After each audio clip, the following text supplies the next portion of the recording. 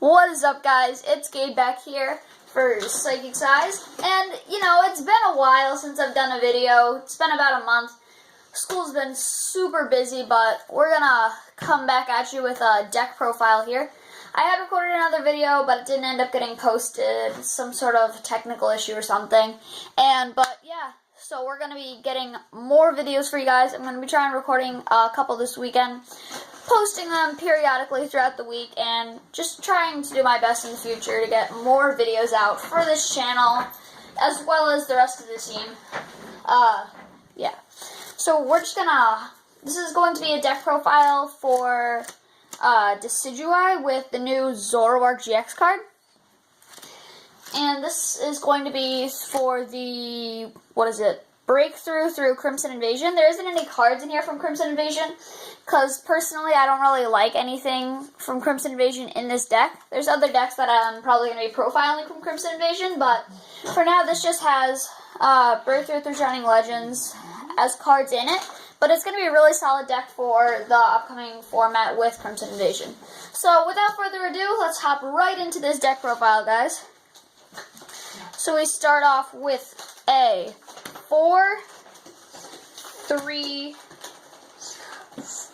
line of Decidueye GX. For those who don't know what Decidueye GX does, it's right here. Its ability is what makes it really solid. It has the Feather Arrow ability, where you can place 20 damage anywhere on your opponent's field. Not to mention, it has 240 HP. It's absolutely massive. Very hard to knock out. It's a stage 2, but stage 2s are dominating the current standard format, so there's no reason why you shouldn't play it. And then its next attack or its first attack, I should say, because Feather is an ability, for Grass and 2 colorless energy. Razor Leaf, it does a solid 90 damage, which in this deck you're 2-shotting most things, or using the ability to snipe things and then devolving them with SP on EX. But yeah, Razor Leaf just a solid 90 damage. With a Choice Band, it bumps up to 120. So this does a good solid chunk of damage. And then lastly, this GX attack, Hollow Hunt GX. Put any 3 combination of cards from your discard pile into your hand. Now this is just really good. Early game, late game, whenever. It's always just a solid attack. Whenever you have to drop too many resources early game, get stuff back. Whenever you have very few resources late game, get stuff back. And it essentially can give you the win in your hand and force your opponent to play an end. And even when they end, you have a lot of resources left now. So going into the next part of the deck profile, we have a 3 line of Zoroark GX. Now, I don't own the Shining Legend Zoroark. If I had the choice, I would play that. But unfortunately, I do not own it, and I didn't want to make proxies of a common. So, you can call me cheap in the comments section, but whatever. The regular one that you should use is from Shining Legends. It can attack for double colorless energy, but you don't play rainbow energy in my list, so you can't attack with this. But Zoroark GX is absolutely amazing in this deck. This is not necessarily even your secondary attacker. A lot of people might say Decidueye is the main attacker in this deck. With Zoroark, at most times, it actually can be the main attacker. Its ability trade is absolutely amazing. Discarding a card from your hand and drawing 2, it's like the old diving draw on Polion. It's just such a solid ability that gives you more cards. And in Decidueye, you really need more cards to get off that Candy Decidueye, the energies, since you only play 8. And then its attack for a double colorless energy, or 2 colorless, which we'd play Grass. Does 20 times the amount of your Pokemon in play. And typically you'll have a full bench, so you'll have, for example, Zoroark in the active, 5 Pokemon on the bench, and you'll be able to hit for 120. Then if you put a Choice Band on, then it'll do 150, plus if you have a couple Decidueyes on the bench, you can Feather Arrow and do 190, 210, tons of damage with this guy. It's absolutely amazing in this deck. Now, the GX attack requires 2 dark energy. A lot of lists for this deck might play Rainbow. Personally, I don't like it because right now there's a lot of Enhanced Hammers and Kartanas being put in decks. Well, I don't know if there's going to be a lot of Kartana, but Kartana is pretty hyped. And I'm just too afraid of the special energy denial to play all special energies in my deck. as well as the new Xurkitree that's coming out. You really would have to just rely on Feather Arrows against a Xurkitree deck, or a Xurkitree tech in some popular deck. And then we have 3 Lele's. Now these are proxied on the website Proxy Croak. You should go check them out for all your proxying needs. I don't know if that's their saying, but let's go with it. Tapu Lele, just a standard thing. It actually looks really believable too. But Tapu Lele, its ability is standard in every deck. You can see it if this darn camera will focus. But when you play it down, you search your deck for a supporter card and put it into your hand. Basically, it can give you the turn 1 Bridget, the late game N if you need it on your opponent, a Sycamore at any time. Just really solid card. Not to mention its energy drive attack for a double colorless. It does 20 times the amount of energy attached to this Pokemon and the defending Pokemon. So it's just an absolutely amazing attack that you honestly do use a decent amount. So yeah, Lele's just a solid attacker. And then we have Latios. Now, Latios is the new card from Shining Legends. Well, not the new card. It's one of many new cards, but so as the breakthrough attack, for double colorless energy, it does 30 to the defending Pokemon and 30 to one of your opponent's benched Pokemon. Now, this is really good for spreading damage. Especially with the Decidueye, you can spread damage onto the bench. Latios do 30 to the bench. Next turn, you can use this guy right here, SB on EX, to devolve all of your opponent's Pokemon. Just to 1 stage down. It's not like the Shining Jirachi where you go from stage 2 to basic. Unless your opponent rare-handed, of course.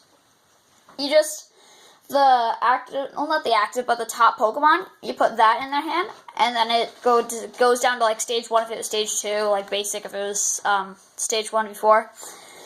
That sort of thing. But yeah, Miraculous Shine devolves it, and this deck's has a lot of, it's almost all about spread damage, so that will really, really help. And then let's get into the trainers, guys. So we have just standard 4 Professor Sycamore and 4N. So those are just your standard draw supporters. Yeah, just your standard draw supporters. You play 4 of those in every deck in standard. There's no reason why you wouldn't play 4 of them in this deck. It's just maximum consistency and draw support. And then we have, surprisingly, most decks play 3 or 4. We only need 2 copies of Guzma. Switch one of your opponent's bench Pokemon with their active, or switch one of your opponent's active Pokemon with one of their bench Pokemon of your choice, and then you switch your active with one of your bench of your choice. And yeah, it's just a solid card late game. Guzma something up, hit it for knockout. This deck doesn't use Guzma as much as other decks, so you don't really need that many. Because this deck's more about spread damage. You don't need to Lysandre something or Guzma something big. Sorry, it's still hard to adjust to Guzma. But, because other people have so many Guzmas and Fullstones nowadays, it's not the best thing in the world. And you're not usually attacking for big numbers where you need to Guzma something up. So 2 is all that's necessary. And then we have, surprisingly, 2 Bridget. So usually most decks will play 1 Bridget, but this deck plays 2 because it's always good to play on the safe side, where you can always get more Bridget, and Bridget is especially good in this deck compared to others. If you whiff a turn 1 Bridget with this deck, you're going to be in trouble. And also, if you don't prize the extra one, you can always just get rid of it with trade and draw 2 more cards. So this deck, you kind of play more copies than you need of stuff, just so you can play it safe and then discard the extras. And then you have a 1 of Acerola. Acerola allows you to pick up your Pokemon and put all cards attached to it in your hand. And the cool thing about that with Decidueye, or that with Zoroark, so for example with Decidueye, say you bring Decidueye up. Before you bring it up, you do the Feather Arrow, 20 to one of your opponent's Pokemon. Then when you bring it up, if you re-evolve to it on the bench, then you can do 20 again if you re-evolve, say, for example, you have Decidueye active and Dartrix on the bench. So you do 20, Acerola, bring it up, play it back down on top of the Dartrix, and do another 20. So also there's a similar thing with Zoroark.